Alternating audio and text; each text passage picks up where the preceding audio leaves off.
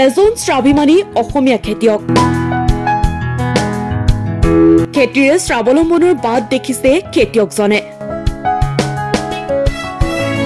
বগৰী খেতিৰে স্বাৱলম্বিতাৰ বাট মুকলি কৰিছে এজন খেতিয়কে মন কৰিলে চন বাকৰি মাটিতে ধন অসমীয়া জনজীৱনৰ এই আপ্তবাক্য শাৰী বাস্তৱত পৰিণত কৰি দেখুৱাইছে নগাঁও জিলাৰ ৰহা সমষ্টিৰ কচুৱাৰ আলিটাঙনিৰ এজন খেতিয়কে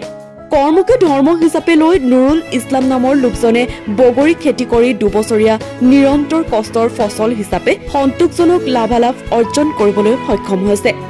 ঐতিহাসিক মাধৱ থানৰ কৃষিভূমিত ব্যক্তিক্ৰমী ঋতুকালীন খেতি কৰাৰ মন্থস্থ কৰি সংগ্ৰহ কৰি জাগিৰোডৰ এখন নাৰ্চাৰীৰ পৰা বগৰী পুলি 4 বিঘা মাটি কালি চহ কৰি নুৰুল ইছলামে বৈজ্ঞানিকভাৱে উক্ত মাটিত ৰোপণ কৰে কেইবাটাও উন্নত প্ৰজাতিৰ আপেল বগৰী পুলি 2023 বৰ্ষৰ মাৰ্চ এপ্ৰিল মাহত সমগ্ৰ মাটিকালিত এই বগৰী পুলি ৰোপণ কৰি বৈজ্ঞানিক পদ্ধতিৰে চলিত বৰ্ষৰ জানুৱাৰী মাহৰ পৰা লুমালুমে ফচল উৎপাদন কৰিবলৈ সমৰ্থ হৈছে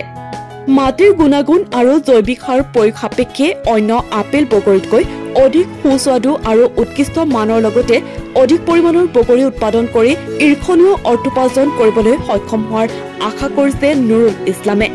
শেষত সংবাদ মাধ্যমৰ জৰিয়তে ৰহা সমষ্টিৰ বিধায়ক আৰু চৰকাৰী ফাউণ্ডৰ পৰা কিছু আৰ্থিক সহায় কৰিবলৈ আহ্বান জনায় নুৰুল ইছলাম কৰকে জমিদাৰ বুলি মতে কেইবিঘা মাটি আপুনি কৰিছে আমি 4 বিঘা মাটি লগাইছো আপুনি কি ক'ব নৱপ্ৰজন্ম যিসকলে মানে বহিৰাজ্যত কৰ্মৰ কাৰণে হাবতি মিলিব হৈছে আপুনি দেখা গৈছে সুন্দৰে খেতি কৰিছে কি ক'ব আমিতো বুঢ়া মানুহ তথাপিও মই এইবিলাক খেতি কৰিছো ডেকা ল'ৰাবিলাকে যদি কৰে বিদেশত যাবই নালাগে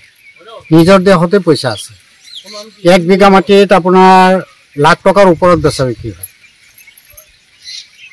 লাখ টকাৰ ওপৰত বেচা বিক্ৰী হয় বিঘা প্ৰতি আপুনি চৰকাৰক কি ক'ব এই সন্দৰ্ভত চৰকাৰে যদি দয়া কৰি মোক কিবা এটা অনুদান দিয়ে মইতো দুখীয়া মানুহ অলপ ভালকে আৰু খেতি কৰিব পাৰিলে হয় আমি হেৰি কৰিছো আমাৰ যে ৰহা সমষ্টিৰ এমএলএ মহোদয় আছে তেওঁ যদি দয়া কৰি আমাক কিবা এটা লোনৰ কিবা এটা ব্যৱস্থা কৰি দিলে মই অলপ সহায় পালে